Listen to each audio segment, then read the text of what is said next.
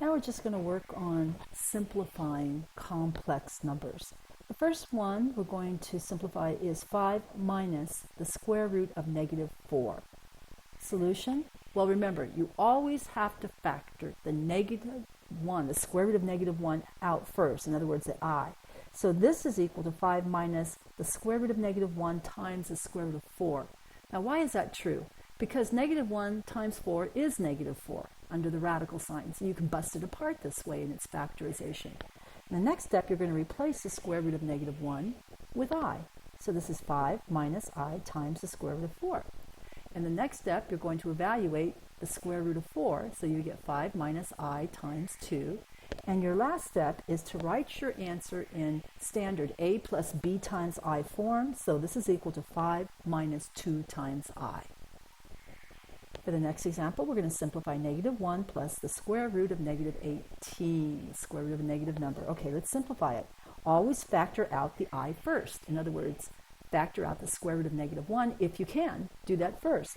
So this problem is equal to negative 1 plus, busted out, the square root of negative 1 times the square root of positive 18. Now replace the square root of negative 1 with I.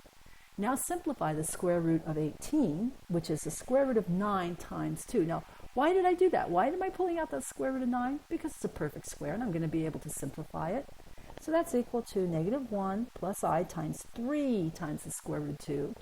And finally, get your answer in a plus b times I form. So it's negative 1 plus 3 times the square root of 2 times I. And again, I'll warn you that the textbook will often write this answer with the I in front of the radical. They'll probably have negative 1 plus 3 times I times the square root of 2. So you won't assume that I is under the radical, which it is not. And the last example here, we have 12 minus the square root of negative 12 over 2. Now, always factor out the I first. We're going to factor out the square root of negative 1 from under the radical. And it gives us equal to 12 minus the square root of negative 1 times the square root of 12 over 2. And go ahead and replace I with the square root of negative 1, so you get 12 minus I times the square root of 12 over 2. And then you have 12 minus I times, busted apart, perfect square first, is square root of 4 times what's left over in the back, square root of 3 over 2. Evaluate the square root of 4, 12 minus I times 2 times the square root of 3 over 2. And then write your answer 12 minus 2 times the square root of 3 times I over 2.